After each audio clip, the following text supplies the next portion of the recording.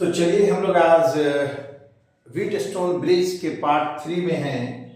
हम लोग अभी तक देखे थे व्हीट स्टोन ब्रिज में बैलेंस्ड ब्रिज क्या है, अनबैलेंस्ड ब्रिज क्या है और उसमें कैसे निकालते हैं इक्विवेलेंट रेजिस्टेंस। उसके बाद में हम लोग आज ये भी जान गए हैं साथ ही साथ कि सीरीज और पैरेलल जो नहीं दिखता वो भी कैसे होता है। अब हम आज शुरू कर रहे हैं।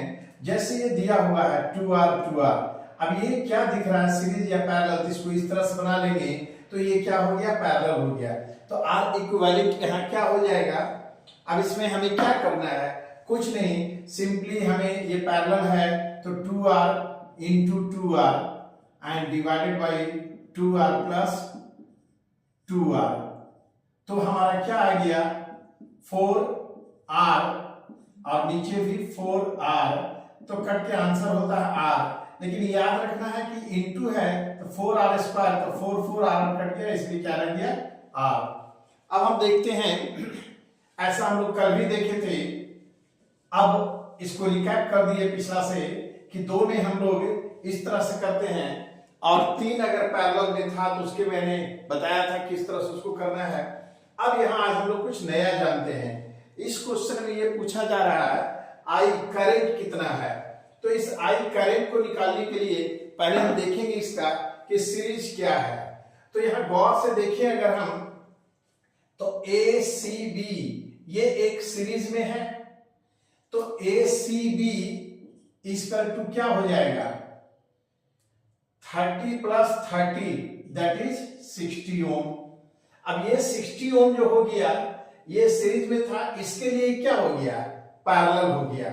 तो AB कितना है, तो R इक्विवेलेंट जो हम निकालेंगे, AB है 30 तो हमारा हो गया 60 इंटू 30, समझ रहे हैं, पैरेलल आ गया ये और ये, तो इंटू करेंगे और नीचे डिवाइड करके क्या कर देंगे 60 प्लस 30 क्या आएगा, तो ये 6 1800 और नीचे 90, तो 9 दूना 18 दैट मीन्स 20, तो हमारा ये क्या आया 20 ओम निकला। अब हमें निकालना क्या है यहाँ I, तो I इक्वल टू क्या होता है करंट निकालने के लिए गिवन वोल्ट बाय रेजिस्टेंस, कितना बाधा उत्पन्न कर रहा है। तो वोल्ट कितना दिया हुआ है 2 और रेजिस्टेंस कितना है 20 आया, तो 1/10 दैट इज 0.1 एम्पियर, ये आंसर हो गया। तो इस तरह से हम लोग अब ये जान गए कि पैरेलल और सीरीज कैसे करेंगे, उसके बाद में निकाल लेंगे करंट भी। तो इसका आंसर क्या हुआ 0.1 एम्पियर। अब हम लोग ये तीसरा जो देख रहे हैं, इनफैक्ट ये क्वेश्चन आया हुआ एग्जाम में, ये ऐसा डायग्राम नहीं दिया है। यहाँ पे इमेजिनरी एक क्वेश्चन आएगा कि ए जो लेटर लिखते हैं, ए के शेप में एक लेटर है। अब ये जो ए के शेप में लेटर है, कहता है इसका दोनों आर्म जो है ये 20 सेंटीमीटर का है, इधर भी और इधर भी है 20 सेंटीमीटर का, ये क्वेश्चन में कह रहा है। अब क्रॉस वाला जो आर्म है बीच में मिडिल, ये है 10 सेंटीमीटर का। इस तरह से ए लेटर बना हुआ है। अब बोलता है इसमें जो रेजिस्टेंस है पर सेंटीमीटर पे 1 ओम का रेजिस्टेंस है, 1 ओम पर सेंटीमीटर। इसका मतलब टोटल रेजिस्टेंस कितना हो गया यहाँ 20 ओम, क्योंकि एक साइड 20 है, इधर भी 20 है और यहाँ 10 है। तो इसी को अब पूछता है 2 इंच जो हैं ए और ई, इसका रेजिस्टेंस निकालना है, इक्विवेलेंट रेजिस्टेंस। तो इसको क्या किया गया कि ए लेटर हम लोग बनाए और देखिए अगर 20 और ये बीच में 10 है, तो हम लोग क्या करेंगे यहाँ पे, इसको हम इस तरह से लेके चलेंगे। R1 भी क्या हो गया 10, R2 भी 10 है, R3 भी 10 है, R4 भी 10 है, R5 भी 10 है, तो ये सभी इक्वल है। ये 10 क्या है 10 ओम है, तो 10 ओम सब जगह ले लेंगे। और A से B का जो दूरी कितना है, ये टोटल 20 सेंटीमीटर, तो ये भी क्या है 10 है। तो AB equal to BC equal to CD equal to DE equal to BD। तो अगर हम ऐसे देखें तो ये सारा कितना निकल रहा है 10 सेंटीमीटर, तो हमें क्या निकालना है यहाँ पे कि आर अब देखना है R1 R2 R3 R4 में कि कौन सीरीज में है कौन पैरेलल में है, इसके आधार पे R इक्विवेलेंट निकलेगा। तो गौर से देखिए तो अगर हम लोग R2 और R3 ये दोनों एक सीरीज में है तो R2 प्लस R3 ये सीरीज में है तो कितना हो गया 10 प्लस 10 दैट इज 20। अब हमारा ये जो R2 और R3 20 आया, अब इसको हम देखें तो इसको R5 की तुलना में ये जो पूरा है इसकी तुलना में क्या है पैरेलल है, ये जोड़ दिए सीरीज और ये एक है तो ये हो गया पैरेलल।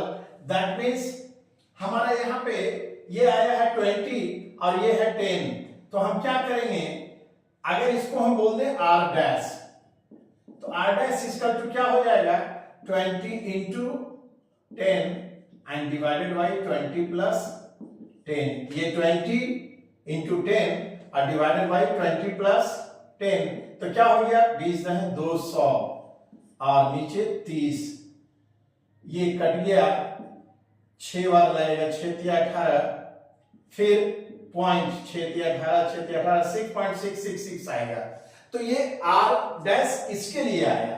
अब ये R डैश अगर यहां है तो R1 R डैश और R4 इसको हम मान लें R डैश। अब ये तीनों सीरीज में है तो हमारा क्या निकल गया R इक्विवेलेंट, ये सीरीज में हो गया R1 plus R dash plus R4, तो इसका टू R1 कितना है 10 प्लस ये कितना निकला है 6.66 प्लस R4 भी है 10, तो हमारे में 10 10 20 6 26 26.666 राउंडिंग ऑफ करेंगे तो 7, तो इस प्रकार से हमारा निकला 26.67 ओम। तो ये भी आप देख लिए कि ये ए लेटर वाला क्वेश्चन आता है तो इस तरह से हम लोग इसको बनाते हैं। अब यहाँ पे एक दो और क्वेश्चंस इसमें उठे हैं अलग अलग जेई और नीट में, उसमें से एक यहाँ पूछा है कि वोल्टेज ड्रॉप, यहाँ पूछ रहा है क्या कि ये एक सर्किट दिया हुआ है इसमें R1 के क्रॉस कितना वोल्ट ड्रॉप करता है, तो ये वोल्टेज ड्रॉप निकालने के लिए यहां हम लोग फिर देखेंगे कि सीरीज में या पैरेलल में। तो गौर से अगर देखें R3 और R4 ये क्या है एक सीरीज में है क्योंकि ये 60 वोल्ट इधर से जा रहा है तो ये दोनों पहले सीरीज में है, तो R3 प्लस R4 इसका टू क्या हो जाएगा, यहां है 5 ओम और यहां है 10, दैट मींस 5 प्लस 10 इसका टू 15 ओम, तो ये निकला। अब ये दोनों जो सीरीज में ले लिए तो ये R2 की तुलना में क्या हो गया ये पैरेलल हो गया, तो फिर हमें इसके लिए क्या निकल गया ये हमारा आ गया 15 R3 R4 और ये हमारा है R2 जो है वो है 10, तब हम निकालेंगे इनके बीच तो क्या आ जाएगा 15 into 10 and divided by 15 plus 10 15 150 150 और बाई 25 तो क्या होगा 25 6 ओम, तो हमारा ये जो निकल गया ये आया 6 ओम। अब ये जो निकला इसको हम पूरा को मान लें, इस पूरे को हम समझ लें ये है R डैश, इसका टू 6 ओम आया। अब ये क्या है R1 और R डैश सीरीज में आ गया, तब हम ले लेंगे R1 और R डैश को मिला देंगे तो हमारा आ गया R1 प्लस R डैश, इसका टू R1 कितना है 18 और प्लस 6 24 ओम, तो ये निकल गया कि 24 ओम है। अब पूछा है voltage drop across R1, voltage drop क्या होगा R1 की जगह पे, तो पहले तो हम देखेंगे I इक्वल टू क्या होता है V बाई R, और V वोल्टेज कितना दिया हुआ है 60, R हमारा क्या आया 24, आर कितना आया है 24। अब इसको हम डिवाइड करेंगे तो क्या आएगा, 24 को 60 से, इस 24 को आधा समझ लो 12 है तो 12 25 60 5 आता, लेकिन यहां पे उसका हाफ कर देंगे तो 2.5 एम्पियर। तो इसमें जो वोल्ट जा रहा है वो है 2.5 एम्पियर। अब यहां से जो ड्रॉप की बात किया है तो ड्रॉप में क्या आ जाएगा, तो वोल्टेज ड्रॉप यहां हो जाएगा कि voltage drop equal to R1 में कितना है तो 2.5 इंटू 18, यहां रेजिस्टेंस 18 है तो 2.5 इंटू 18। अब इसको कैसे इंटू करें, तो ये 2.5 है और 18, तो क्या आएगा आंसर, 2.5 इंटू 18 करेंगे तो जल्दी, तो इसको 9 कर दो और इसको बढ़ा दो, 9 × 5 = 45, दैट मीन्स 45 वोल्ट। तो ये हुआ तुम्हारा 45 वोल्ट जो होगा वो ड्रॉप हो जाएगा R1 के साइड पे। और ये जो दो क्वेश्चन दिए हैं इसमें ये तो कुछ नहीं है, इसमें पूछा गया है R इक्विवेलेंट। तो जब हम देखेंगे किरचॉफ्स लॉ नहीं है और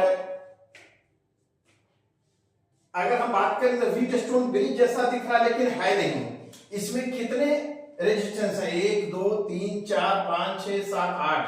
जब 8 का रहे और सब पे इक्वल रहे तो इसमें कुछ नहीं करना है। ये जो A से B जिधर करंट फ्लो हो रहा है इसके तुलना में जो बीच में आ रहा है परपेंडिकुलर, इसको डिलीट कर देना, इसमें कुछ नहीं करना है, इसको हटा देना है। अब देखो गौर से क्या है, R एक सीरीज में है, R एक सीरीज में है, R एक सीरीज में है, तो यहां क्या हमारा निकल गया 3, मतलब ये क्या है 2R, ये क्या है 2R। ऐसा 2R कितना है 3 है, तो सीधे आंसर कर देना 2R/3, कुछ नहीं करना है। जहां ऐसा देखेंगे सब इक्वल है और बीच में अगर जा रहा है इसके परपेंडिकुलर हटा देना है, तो 2R 3 है तो 2R/3। अब इसमें एक पूछा गया है I और I', करंट इधर और इधर, ये डबल बैटरी का है। अगर डबल बैटरी वाला क्वेश्चन आ जाए तब इसमें देखो एक बैटरी यहां है जिसमें 3 वोल्ट है और इधर है 8 वोल्ट। अब पूछ रहा है कि करंट यहां इसका क्या होगा, इस सर्किट का, इस सर्किट का क्या होगा, इसको I मान लीजिए, इसको I'। अब हमें देखना है क्या कि ये बीच वाला क्या होगा, तो यहां पे करंट कहां शुरू हो रहा है, ये बड़ा वाला पोल इधर है प्लस है, ये माइनस है, तो यहां से चलेगा और ये इसी सर्किट में घूमेगा। क्यों, ये इधर से और इधर से, दैट मीन्स ये यहां जाके यही रहेगा, इधर नहीं जाएगा। तो इधर वाला भी यहां जाकर यही रहेगा, इधर नहीं जाएगा। तो डबल बैटरी में अगर बीच में सर्किट दे दे तो इसको क्या करना, इसको सीधे काट देना है। और अब हम देखते हैं I = क्या होता है, तो V/R। यहां V कितना है 3 है, R इन दोनों को जोड़ दो तो ये कितना आ जाएगा 3। इसका मतलब हो गया 3/3 = 1 एम्पियर। तो इसका आंसर हुआ 1 एम्पियर। इधर भी कितना है 8 है, तो यहां हम ले लेंगे 8 और ये जोड़ देंगे दोनों को, 2 2 4, 8/4 दैट इज 2 एम्पियर। तो इस तरह से, और ये बीच वाले में 0 हो जाएगा। तो आज हम लोग ये देख रहे हैं शॉर्टकट ट्रिक्स जिसमें मिसलेनियस टाइप के क्वेश्चन थे। हमें उम्मीद है कि अब ये सब ट्रिक से आसानी से बनेगा। Thank you.